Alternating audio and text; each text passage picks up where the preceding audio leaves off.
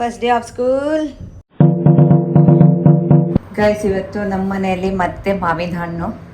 So guys, finally ಅಮ್ಮ ಕೊಟ್ಟಿರುವಂತ ಅರಿಶಿಣದ ಎಲೆ ಎಲ್ಲ ಕೂಡ ಹಲಸಿನ ಹಣ್ಣಿನ ಕಡ್ಬು ಮಾಡ್ಲಿಕ್ಕೆ ಬಳಸ್ಕೊಂಡೆ.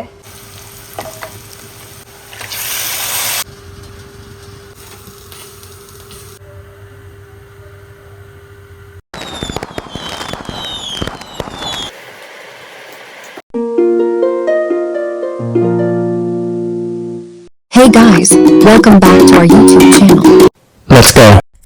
ಹಲೋ ನಮಸ್ತೆ, welcome back to our YouTube channel. ಎಲ್ಲರೂ ಹೇಗಿದ್ದೀರಾ? ಎಲ್ಲರೂ ಚೆನ್ನಾಗಿದ್ದೀರಾ ಅಂತ ಭಾವಿಸ್ತಾ ಇವತ್ತಿನ ರೂಟೀನ್ ಸ್ಟಾರ್ಟ್ ಮಾಡ್ತಾ ಇದ್ದೀನಿ. Back to home routine. ಹೌದು, ಎಷ್ಟು ದಿನ ವಿಲೇಜ್ ವ್ಲಾಗನ್ನೆಲ್ಲ ನೋಡಿದ್ದೀರಾ. ಇವಾಗ ಮತ್ತೆ ನಮ್ಮ ರೂಟೀನ್ ಸ್ಟಾರ್ಟ್ ಆಯಿತು. ಇದೇ ಅಮ್ಮ ಮಕ್ಕಳ ರೂಟೀನ್. ಸೊ ಇವಾಗ ಸ್ಕೂಲ್ ಸ್ಟಾರ್ಟ್ ಆಗಿದೆ, ನಾಳೆಯಿಂದ ಸ್ಕೂಲ್ ಸ್ಟಾರ್ಟ್ ಆಗತ್ತೆ. ಸೊ ಇವತ್ತು ಬುಕ್ ಎಲ್ಲ ಸ್ಟಡಿ ಮಾಡಲಿಕ್ಕೆ ತೆಗೆದುಕೊಳ್ತಾ ಇದ್ವಿ. ಇನ್ಮೇಲೆ ಅಮ್ಮಂದಿರಿಗೆ ಮಕ್ಕಳಿಗೆ ಬಿಸಿ ರೂಟೀನ್ಸ್ ಇರುತ್ತೆ. ಇನ್ನು ಹೊರಗಡೆ ಅಂತೂ ಬಿಸಿಲು ತುಂಬಾನೇ ಇತ್ತು, ಮಳೆ ಇನ್ನು ಸ್ಟಾರ್ಟೇ ಆಗಿಲ್ಲ. ಎಲ್ಲರೂ ಕೂಡ ಸ್ವಿಮ್ ಮಾಡ್ತಾ ಇದ್ರು, ಮಕ್ಕಳಿಗೂ ಕೂಡ ಹೋಗ್ಲಿಕ್ಕೆ ಆಸೆ ಆಗ್ತಾ ಇತ್ತು. ಬಟ್ ನಾಳೆ ಸ್ಕೂಲ್ಗೆ ಪ್ರಿಪೇರ್ ಮಾಡ್ಕೊಳ್ಬೇಕು. The next day. So finally good morning darlings. First day of school. ಎಲ್ಲರೂ 10 ಗಂಟೆಗೆ ಹೇಳ್ತಾ ಇದ್ರ, ಇವಾಗ ಟೈಮ್ 7 ಗಂಟೆ. ಎಲ್ಲರೂ ರೆಡಿಯಾಗಿ ಇವಾಗ ಹೋಗ್ತಾ ಇದ್ವಿ. ಏನು ಅನ್ನಿಸ್ತಾ ಇದೆ ಅರ್ನಾ? ನಾನು ಎದುರುಕೊಳ್ಳೋ ಫಸ್ಟ್ ಮೊಬೈಲೇ ಕಂಡು ಎಂತಗೆ RCB ಗೆತ್ತ ಅಂತ. ಹಂಗ? ಯಾಕಂದ್ರೆ ರಾತ್ರಿ ಬೇಗ ಮಲ್ಸ್ಕಂತ ಹೋದೆ. ಎಷ್ಟು ಗಂಟೆ ಮಲಗಿದ್ದ ರಾತ್ರಿ? ಒಂದು ಮ್ಯಾಚ್ ಆದ್ಮೇಲೆ ಕಂಡು. ಅದು ಒಂದ್ ಮ್ಯಾಚ್ ಅಲ್ಲ, ಒಂದ್ ಇನ್ನಿಂಗ್ ಆದ್ಮೇಲೆ ಮಾಡಿ. ಚಲೋ ಚಲೋ ಚಲೋ ಚಲೋ ಚಲೋ ಚಲೋ. Very hectic day. ಗಡ್ಬೇಡಿ.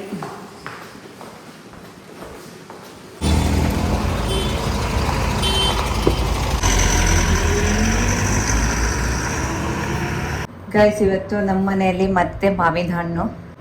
ಆಲ್ರೆಡಿ ಒಂದು ಬಾಕ್ಸು ಮನೇಲಿತ್ತು, ಇವಾಗ ಮತ್ತೆ ಯಾರೋ ಕಳಿಸ್ಕೊಟ್ಟಿದ್ರು. ಇದು ಫ್ರೆಶ್ ಆಗಿ ಮನೆಯಲ್ಲೇ ಬೆಳೆದಿರುವಂತಹ ಮಾವಿನ ಹಣ್ಣು ಅಂತೆ. ಫುಲ್ಲು ಮಾವಿನ ಹಣ್ಣಿನ ಕೋಲ. ಸೊ ಗಾಯ್ಸ್, ಊರಿಂದ ಬಂದ ಮೇಲೆ ವ್ಲಾಗೇ ಮಾಡಲಿಲ್ಲ. ಸೊ ಇವತ್ತು ವ್ಲಾಗ್ ಮಾಡೋಣ ಅಂತ ಹೊರಟಿದ್ದೀನಿ. ಸೊ ನಮ್ಮ ಅರಿಶಿಣದ ಎಲೆ ನೋಡಿ ಎಷ್ಟು ಚೆನ್ನಾಗಿ ಗ್ರೋತ್ ಆಗಿದೆ ಅಲ್ವಾ.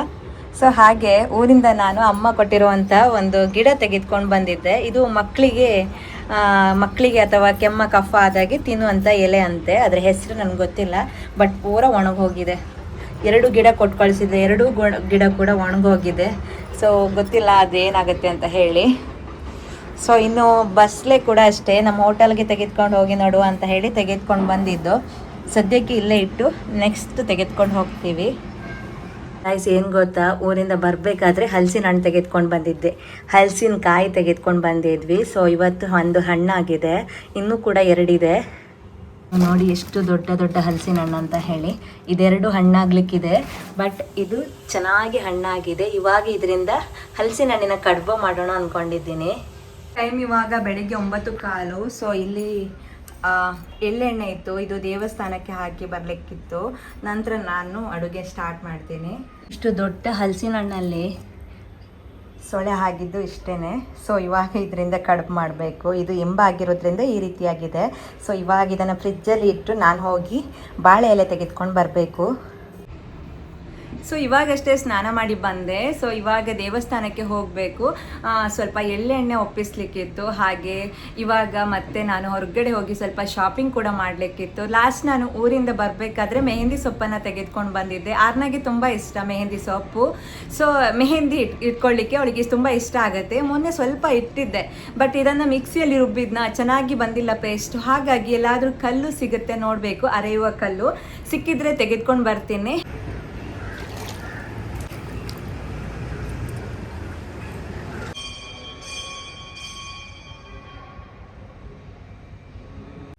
ಸೊ ಇವಾಗ ದೇವಸ್ಥಾನಕ್ಕೆ ಬಂದೆ. ಇಲ್ಲಿ ನಮ್ಮ ಮನೆ ಹತ್ತಿರ ಎಲ್ಲ ದೇವರುಗಳಿತ್ತು. ಸೊ ಅಲ್ಲಿ ಒಂದಿಷ್ಟು ಎಳ್ಳೆಣ್ಣೆಯನ್ನು ಮುಖ ನೋಡಿ ದೇವರಿಗೆ ಅರ್ಪಿಸಿ ಬರೋಣ ಅಂತ ಹೋದೆ. ಹೋಗುವಾಗಲೇ ಲೇಟ್ ಆಗಿತ್ತು, ಅಂದರೆ ಬೆಳಿಗ್ಗೆ 10 ಗಂಟೆ ಆಗಿತ್ತು. ಆಲ್ರೆಡಿ ವಿಶೇಷ ಪೂಜೆ ಎಲ್ಲ ಮುಗ್ದಿರುತ್ತೆ. ಆದರೂ ಕೂಡ ಆರಾಮವಾಗಿ ಎಳ್ಳೆಣ್ಣೆಯನ್ನು ಎಲ್ಲ ದೀಪಗಳಿಗೆ ಹಾಕಿ ಇವಾಗ ಮತ್ತೆ ನನ್ನ ಮುಂದಿನ ಕೆಲಸ ಅಂತ ಹೇಳಿದರೆ ತುಂಬ ದಿನ ಆಯ್ತಲ್ವಾ, ಹಿಟ್ಟೆಲ್ಲ ಮಾಡ್ಕೊಳ್ಳಿಕ್ಕಿತ್ತು. ರಾಗಿ ಹಿಟ್ಟು, ಗೋಧಿ ಹಿಟ್ಟು, ಮಕ್ಕಳು ಸ್ಕೂಲಿಗೆ ಹೋಗ್ತಾರೆ ಅಂದಮೇಲೆ ಎಲ್ಲ ಬೇಕಾಗುತ್ತೆ. ಜೊತೆಗೆ ರಾಗಿ ಹಿಟ್ಟು ಕೂಡ ಖಾಲಿಯಾಗಿತ್ತು. ಸೊ ಅದು ನಮ್ಮ ಡೈಲಿ ರುಟೀನಲ್ಲಿ ಇವಾಗ ಇಂಪಾರ್ಟೆಂಟ್ ಆಗಿ ಬೇಕೇ ಬೇಕು. ಸೊ ಅದನ್ನೆಲ್ಲ ಹಿಟ್ಟು ಮಾಡಿಸ್ಕೊಂಡು ಇವಾಗಷ್ಟೇ ಮನೆ ಕಡೆ ಬರ್ತಾ ಇದ್ದೀನಿ. ಇವತ್ತು ನಾನು ಆವಾಗಲೇ ಹೇಳಿದ ಹಾಗೆ ಹಲಸಿನ ಹಣ್ಣಿನ ಕಡುಬು ಮಾಡ್ತಾ ಇದ್ದೀನಿ. ಹಾಗಾಗಿ ಚಿಕನ್ ಸಾರು ಮಾಡೋಣ ಅಂದ್ಕೊಂಡು ಸ್ವಲ್ಪ ಚಿಕನ್ ಕೂಡ ತೆಗೆದುಕೊಂಡು ಬಂದಿದ್ದೆ. ಇಲ್ಲಿ 2 ಪಾರ್ಟನ್ನಾಗಿ ಮಾಡ್ಕೊಂಡಿದ್ದೆ. ಯಾಕಂತ ಹೇಳಿದರೆ ಮಕ್ಕಳು ಚಿಕನ್ ಅಷ್ಟೊಂದೇನು ಇಷ್ಟಪಡಲ್ಲ. ಸೊ ಹಾಗಾಗಿ ಅವರಿಗೆ ಏನಾದರೂ ಕಬಾಬ್ ಮಾಡೋಣ ಅಂತ ಹೇಳಿ ಒಂದು ಕಡೆ ಕಬಾಬ್ಗೆ ಪೀಸ್ ಎತ್ತಿಟ್ಟು ಎರಡಕ್ಕೂ ಮೊದಲಿಗೆ ನಾನು ಹಳದಿ ಪೌಡರ್, ಉಪ್ಪು, ಶುಂಠಿ ಬೆಳ್ಳುಳ್ಳಿ ಪೇಸ್ಟ್ ಹಾಗೆ ಲೆಮನ್ ಹಾಕಿದ್ದೆ. ಇನ್ನು ಕಬಾಬ್ಗೆ ನಾನಿಲ್ಲಿ ಅಚ್ಚ ಖಾರದ ಪೌಡರ್, ಕೊತ್ತಂಬರಿ ಪೌಡರ್, ಜೀರಾ ಪೌಡರ್ ಅಷ್ಟೇ ಅದಿಷ್ಟನ್ನು ಹಾಕಿ ಮಿಕ್ಸ್ ಮಾಡಿ ಸೈಡಲ್ಲಿ ಇಟ್ಕೊಂಡಿದ್ದೆ. ಯಾವುದೇ ಕಾರ್ನ್ ಫ್ಲೋರ್ ಇರಲಿ, ಮೊಟ್ಟೆ ಇರಲಿ ಏನೂ ಹಾಕಿಲ್ಲ. ಯಾಕಂದರೆ ನಾನು ಅದನ್ನು ಏರ್ ಫ್ರೈಯರಲ್ಲಿ ಮಾಡ್ಕೊಳ್ತಾ ಇದ್ದೀನಿ, ಈಸಿ ಆಗುತ್ತೆ. ಆಗಲೇ ನಾನು ಹಲಸಿನ ಹಣ್ಣಿನ ಸೊಳೆಯನ್ನು ಬಿಡಿಸಿ ಫ್ರಿಜ್ಜಲ್ಲಿ ಇಟ್ಟಿದ್ದೆ. ಇವಾಗ ಅದಕ್ಕೆ ಉಪ್ಪು, ಜೀರಿಗೆ, ಹಳದಿ ಪೌಡರ್ ಹಾಗೆ 1-2 ಕಾಳು ಮೆಣಸನ್ನು ಕೂಡ ಹಾಕಿದ್ದೀನಿ, ರುಚಿಗೆ ಚೆನ್ನಾಗಿರುತ್ತೆ. ಸೊ ಹಾಗೆ ಇದಿಷ್ಟನ್ನು ಅಕ್ಕಿ ನಾನು ಒಂದು ಅರ್ಧ ಗಂಟೆ ನೀರಲ್ಲಿ ನೆನೆಸಿಟ್ಟಿದ್ದೆ, ಹಾಗೆ ಕೂಡ ಹಾಕ್ಬೋದು. ಇದನ್ನು ಮಿಕ್ಸಿಯಲ್ಲಿ ರುಬ್ಬಬೇಕು. ಸೊ ಹಾಗಾಗಿ ಎಲ್ಲವನ್ನು ಒಟ್ಟಿಗೆ ಒಮ್ಮೆ ಮಿಕ್ಸ್ ಮಾಡಿಕೊಂಡ್ರೆ ಸ್ವಲ್ಪನೇ ಹಾಕಿ ಮಿಕ್ಸಿಯಲ್ಲಿ ರುಬ್ಕೊಳ್ಬೇಕು. ಹಲಸಿನ ಹಣ್ಣಂದರೆ ಯಾರಿಗೆ ತಾನೇ ಇಷ್ಟ ಇಲ್ಲ ಅಲ್ವಾ? ತುಂಬ ರೆಸಿಪಿ ಮಾಡ್ಬೋದು ಇದರಿಂದ. ಬಟ್ ನಾನು ಇವಾಗ ಮಾಡ್ತಾ ಇರೋದು ಹಲಸಿನ ಹಣ್ಣಿನ ಕಡುಬು. ಇಲ್ಲಿ ನಾನು ಸ್ಟೀಮ್ಗೆ ಈ ರೀತಿ ಪಾತ್ರೆಯನ್ನು ರೆಡಿ ಮಾಡ್ಕೊಳ್ತಾ ಇದ್ದೇನೆ. ಇವತ್ತು ನಾನು ಬಾಳೆ ಎಲೆಯಲ್ಲಿ ಹಾಕಬೇಕು ಅಂತ ಹೇಳಿ ಹೊರಗಡೆ ಹೋಗಿದ್ರೆ ಸಿಗಲೇ ಇಲ್ಲ. ಸೊ ಹಾಗಾಗಿ ಅಮ್ಮ ನನಗೆ ಅರಶಿನದ ಎಲೆಯನ್ನು ಕೊಟ್ಟು ಕಳಿಸಿದ್ರು. ಇದರಲ್ಲಿ ಕಡುಬು ಮಾಡಬೇಕು ಅಂತ ಅಂದ್ಕೊಂಡಿದ್ದೆ. ನಮ್ಮ ಹಿತ್ತಲಲ್ಲೂ ಕೂಡ ಅರಶಿನದ ಎಲೆ ಇದೆ, ಅದರಲ್ಲಿ ಮಾಡಿದ್ರಾಯಿತು ಅಂತ ಹೇಳಿ. ಇವಾಗ ಸ್ವಲ್ಪ ಡಿಫ್ರೆಂಟ್ ಆಗಿ ಟೇಸ್ಟ್ ಬರುತ್ತೆ. ಇದು 2 ಡಿಫ್ರೆಂಟ್ ಫ್ಲೇವರ್ ಇರುತ್ತೆ. ಅರಿಶಿಣದ ಎಲೆಯಲ್ಲಿ ಕೂಡ ಒಂದು ಫ್ಲೇವರ್ ಇರುತ್ತೆ, ಜೊತೆಗೆ ಹಲಸಿನ ಹಣ್ಣಿನ ಸ್ಮೆಲ್ ಕೂಡ ಒಂದು ಕಡೆ. ತುಂಬ ಚೆನ್ನಾಗಿತ್ತು, ತುಂಬ ಟೇಸ್ಟಿಯಾಗಿತ್ತು. ನೀವು ಕೂಡ ಒಮ್ಮೆ ಇದನ್ನು ಟ್ರೈ ಮಾಡಿ ನೋಡಿ, ತುಂಬ ಚೆನ್ನಾಗಿ ಬರುತ್ತೆ.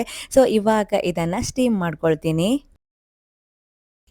ಹಿಟ್ಟೆಲ್ಲ ಮಾಡಿದ ಮೇಲೆ ತುಂಬಾ ಆಗಿತ್ತು. ಸೊ ಇವಾಗ ಇದರಿಂದ ಇಡ್ಲಿ ಕೂಡ ಮಾಡ್ಕೋಬೇಕು.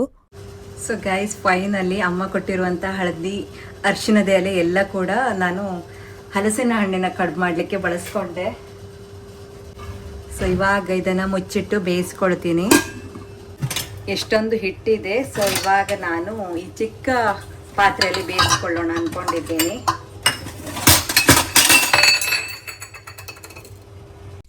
ಇವಾಗ ಇಡ್ಲಿ ಪಾತ್ರೆ ತೆಗೆದುಕೊಂಡು ನಾನು ಇಲ್ಲಿ ಹಲಸಿನ ಹಣ್ಣಿನ ಇಡ್ಲಿ ಕೂಡ ಮಾಡ್ಕೊಳ್ತಾ ಇದ್ದೀನಿ. ಇದು ಕೂಡ ಅಷ್ಟೇ ತುಂಬ ಚೆನ್ನಾಗಿ ಬಂದಿತ್ತು. ಇನ್ನು ಹಲಸಿನ ಹಣ್ಣಿನ ಜೊತೆ ಚಿಕನ್ ಸಾರಿದ್ರಂತೂ ತುಂಬ ಚೆನ್ನಾಗಿರುತ್ತೆ. ಸೊ ಹಾಗಾಗಿ ಇವತ್ತೊಂದು ಡಿಫ್ರೆಂಟ್ ಸ್ಟೈಲಲ್ಲಿ ಚಿಕನ್ ಸಾರು ಮಾಡೋಣ ಅಂದ್ಕೊಂಡಿದ್ದೀನಿ. ಅಷ್ಟರೊಳಗಡೆ ಇವಾಗ ಇದನ್ನೆಲ್ಲ ಸ್ಟೀಮ್ ಮಾಡ್ಕೊಳ್ತೀನಿ ಇನ್ನೊಂದು ಕಡೆ.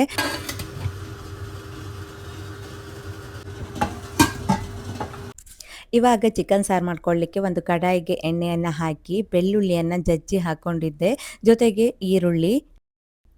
ಈರುಳ್ಳಿ ಮತ್ತು ಬೆಳ್ಳುಳ್ಳಿ ಕೆಂಪಗಾಗೋ ತನಕ ಇದನ್ನು ಚೆನ್ನಾಗಿ ಫ್ರೈ ಮಾಡ್ಕೊಳ್ತೀನಿ. ಇವಾಗ ಇದಕ್ಕೆ ಕಾಯಿ ತುರಿಯನ್ನು ಹಾಕ್ತಾ ಇದ್ದೀನಿ. ಕಾಯಿ ತುರಿ ಹಸಿ ವಾಸನೆ ಹೋಗೋ ತನಕ ಚೆನ್ನಾಗಿ ಇದನ್ನು ಫ್ರೈ ಮಾಡ್ಕೊಳ್ಬೇಕು. ಹಾಗೆ ಮಸಾಲಕ್ಕೆ ನಾನಿಲ್ಲಿ ಪೌಡರನ್ನು ಬಳಸ್ತಾ ಇದ್ದೇನೆ. ಕೊತ್ತಂಬರಿ ಬೀಜ ಇದ್ರೂ ಕೂಡ ಹಾಕ್ಬೋದು. ನಾನಿಲ್ಲಿ ಕೊತ್ತಂಬರಿ ಪೌಡರ್, ಜೀರಾ ಪೌಡರ್ ಹಾಗೆ ಅಚ್ಚ ಖಾರದ ಪೌಡರ್ ಹಾಗೆ ಕಾಳು ಮೆಣಸು, ಪೆಪ್ಪರ್ ಕಾಳು ಇದೆಯಲ್ಲ ಅದನ್ನು ಕೂಡ ಹಾಕ್ತಾ ಇದ್ದೀನಿ. ಇವಿಷ್ಟನ್ನು ಹಾಕಿ ಚೆನ್ನಾಗಿ ಇದನ್ನು ಫ್ರೈ ಮಾಡ್ಕೊಳ್ಬೇಕು. ಹಸಿ ವಾಸನೆ ಹೋಗೋ ತನಕ ಇದನ್ನು ಫ್ರೈ ಮಾಡ್ಕೊಳ್ಬೇಕು. ಫ್ರೈ ಮಾಡಿ ತಣ್ಣಗಾದ್ಮೇಲೆ ಇದನ್ನು ಪೌಡರ್ ಮಾಡ್ಕೊಳ್ತೀನಿ. ಇವಾಗ ಎತ್ತಿಟ್ಟು ಅದೇ ಕಡಾಯಿಗೆ ಮತ್ತೆ ನಾನು ಸ್ವಲ್ಪ ಎಣ್ಣೆ, ಬೆಳ್ಳುಳ್ಳಿಯನ್ನು ಜಜ್ಜಿ ಹಾಕ್ಕೊಂಡಿದ್ದೀನಿ, ಹಾಗೆ ಈರುಳ್ಳಿ ಇಲ್ಲಿ ಸ್ವಲ್ಪ ಜಾಸ್ತಿನೇ ಹಾಕಿದ್ದೀನಿ. ಚೆನ್ನಾಗಿ ಇದನ್ನು ಫ್ರೈ ಮಾಡ್ಕೊಳ್ಬೇಕು.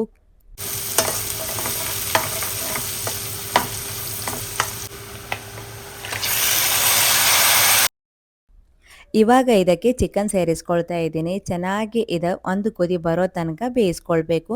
ನಂತರ ಇದಕ್ಕೆ ನಾನು ಆವಾಗಲೇ ಮಾಡ್ಕೊಂಡಿರುವಂತಹ ಮಸಾಲ ಪೌಡರ್ ಇದೆಯಲ್ಲ ಅದನ್ನು ಸೇರಿಸಿ ಮಿಕ್ಸ್ ಮಾಡಿ ಸ್ವಲ್ಪ ಹೊತ್ತು ಕುದಿಸ್ಕೊಂಡ್ರೆ ಒಂದು ಸ್ವಲ್ಪ ಡ್ರೈ ಅನಿಸುತ್ತೆ. ಬಟ್ ಈ ರೀತಿ ಮಾಡಿದಾಗಲೇ ತುಂಬ ಟೇಸ್ಟಿಯಾಗಿರುತ್ತೆ. ಆದರೆ ಇವಾಗ ನಾನು ಸ್ವಲ್ಪ ನೀರನ್ನು ಆ್ಯಡ್ ಮಾಡಿದ್ದೀನಿ. ಯಾಕಂತ ಹೇಳಿದರೆ ಅರಶಿಣದ ಎಲೆ ಕಡುಬಿಗೆ ಸ್ವಲ್ಪ ನೀರಾಗಿದ್ದರೆ ಚೆನ್ನಾಗಿರುತ್ತೆ. ಇದು ಕೂಡ ತುಂಬ ಟೇಸ್ಟಿಯಾಗಿ ಬಂದಿತ್ತು. ಒಮ್ಮೆ ಟ್ರೈ ಮಾಡಿ, ಸಿಂಪಲ್ಲಾಗಿ ಮಾಡುವಂತಹ ಚಿಕನ್. ಫೈನಲಿ ಅರಶಿಣದ ಎಲೆ, ಹಲಸಿನ ಹಣ್ಣಿನ ಕಡುಬು ಕೂಡ ರೆಡಿ ಆಯಿತು. ಇವಾಗ ಇಡ್ಲಿ ಕೂಡ ರೆಡಿ ಆಯಿತು. ಯಾವ ರೀತಿ ಬಂದಿದೆ ನೋಡಿ, ತುಂಬ ಚೆನ್ನಾಗಿ ಬರುತ್ತೆ. ಸ್ಕೂಲ್ ಬಸ್ ಬರೋ ಟೈಮ್ ಆಯಿತು. ಕರ್ಕೊಂಡು ಬರ್ಲಿಕ್ಕೆ ಹೊರಟಿದ್ದೀನಿ. ಟೈಮ್ ಇವಾಗ 3 ಗಂಟೆ ಮಧ್ಯಾಹ್ನ.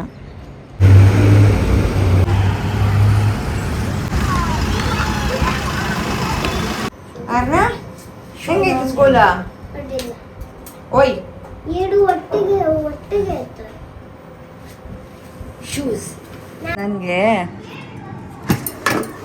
ಚಿಕನ್ ಹಾಕಿ ಹೋಗಿದ್ದೆ, ಮರ್ತೇ ಹೋಗಿತ್ತು ನನಗೆ. ಮಕ್ಕಳನ್ನ ಕರ್ಕೊಂಡು ಬರ್ಲಿಕ್ಕೆ ಹೋಗಿದ್ದೆ, ಬಟ್ ಏನೂ ಆಗಿಲ್ಲ, ಚೆನ್ನಾಗಿ ಬಂದಿದೆ. ಇನ್ನು ಅಡುಗೆ ಎಲ್ಲ ಆಗಿ ಇವಾಗ ನಾನು ಪ್ಯಾಕಿಂಗ್ ಮಾಡ್ತಾ ಇದ್ದೀನಿ. ಇದು ಏನಪ್ಪ ಅಂತ ಹೇಳಿದರೆ ಪೋರ್ಟಲ್ ಮಾಡೋಣ ಅಂತ ಹೇಳಿ ಫಸ್ಟ್ ಟೈಮ್ ನಾನು ಪೋರ್ಟಲ್ ಮಾಡ್ತಾ ಇದ್ದೀನಿ ನನ್ನ ಸಿಸ್ಟರ್ಗೆ. ಯಾಕಂತ ಹೇಳಿದರೆ ನಮ್ಮ ಮನೆಯಲ್ಲಿ ನಾನ್ ವೆಜ್ ಯಾರೂ ತಿನ್ನೋದಿಲ್ಲ. ಸೊ ಆದರೂ ಕೂಡ ಇವತ್ತು ಸ್ಪೆಷಲ್ ಆಗಿ ಹಲಸಿನ ಹಣ್ಣಿನ ಕಡುಬು, ಚಿಕನ್ ಎಲ್ಲ ಮಾಡಿದ್ದೆ. ಹಾಗಾಗಿ ಸಿಸ್ಟರ್ಗೆ ಅದನ್ನು ಪೋರ್ಟಲ್ ಮಾಡೋಣ ಅಂತ ಹೇಳಿ ಫಸ್ಟ್ ಟೈಮ್ ನಾನು ಪೋರ್ಟಲ್ ಮಾಡ್ತಾ ಇದ್ದೀನಿ. ಜೊತೆಗೆ ಹಲಸಿನ ಹಣ್ಣು ಕೂಡ ಇತ್ತು, ಅದನ್ನು ಕೂಡ ಶೇರ್ ಮಾಡೋಣ ಅಂತ ಹೇಳಿ. ನನಗೆ ತುಂಬ ಕ್ಯೂರಿಯಾಸಿಟಿ ಇತ್ತು, ಪೋರ್ಟಲ್ ಮಾಡಿದರೆ ಇದು ಹೋಗೋದಿಲ್ವಾ ಅಂತ ಹೇಳಿ. ನಾನು ಫಸ್ಟ್ ಟೈಮ್ ಮಾಡ್ತಾ ಇದ್ದೀನಿ. ತುಂಬ ಸೇಫಾಗಿ ಟೈಮ್ ಟು ಟೈಮ್ ಹೋಗಿತ್ತು ಕೂಡ.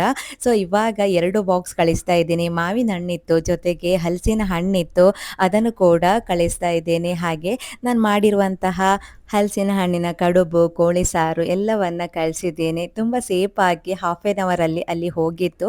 ಫ್ರೆಶ್ ಆಗಿ ಕೂಡ ಇತ್ತು. ಒಮ್ಮೊಮ್ಮೆ ಎಮರ್ಜೆನ್ಸಿ ಇದ್ದಾಗ ಅಥವಾ ಏನಾದರೂ ಯಾರಿಗಾದರೂ ಸೆಂಡ್ ಮಾಡಬೇಕು, ನಿಯರ್ ಬೈ ಹೋಗ್ಲಿಕ್ಕೆ ಆಗೋದಿಲ್ಲ ಅಂತ ಆದರೆ ಇದನ್ನು ಯೂಸ್ ಮಾಡ್ಕೋಬೋದು. ತುಂಬಾ ಹೆಲ್ಪ್ಫುಲ್ ಅನಿಸಿತ್ತು. ಗೈಸ್, ಒಂದು ಹಲಸಿನ ಹಣ್ಣಿದು ಈ ರೀತಿ ಪ್ಯಾಕ್ ಮಾಡಿ ತೂಕ ಮಾಡೋಣ ಅಂತ ಇಟ್ಟಿದ್ದೀನಿ. ಇದು 8.5 kg ಇದೆ. 8 kg 80 ಗ್ರಾಮ್ ಇದೆ. 2 ಬಾಕ್ಸ್ ಇದೆ, ಅದರಲ್ಲಿ ಇದು 2.5 kg ಇದೆ. ನಾವು ಟ್ಯಾಕ್ಸಿ ಬುಕ್ ಮಾಡ್ತೀವಿ, ಆಟೋ ಬುಕ್ ಮಾಡ್ತೀವಿ, ಅದೇ ರೀತಿಯಾಗಿ ಇದು ಪೋರ್ಟಲ್ ಬೈಕಲ್ಲಿ ತೆಗೆದುಕೊಂಡು ಹೋಗ್ತಾರೆ. ಇನ್ನು ಜಾಸ್ತಿ ಮೆಟೀರಿಯಲ್ ಇದ್ರೂ ಕೂಡ ದೊಡ್ಡ ದೊಡ್ಡ ಗಾಡಿ ಕೂಡ ಇದೆ. ಇವಾಗ ನಾನು ಬೈಕಲ್ಲಿ ಶೇರ್ ಮಾಡ್ತಾ ಇದ್ದೀನಿ. ಜೊತೆಗೆ 20 kg ಕೂಡ 20 kg ಅಷ್ಟು ನಾವು ಶೇರ್ ಮಾಡ್ಲಿಕ್ಕಾಗತ್ತೆ.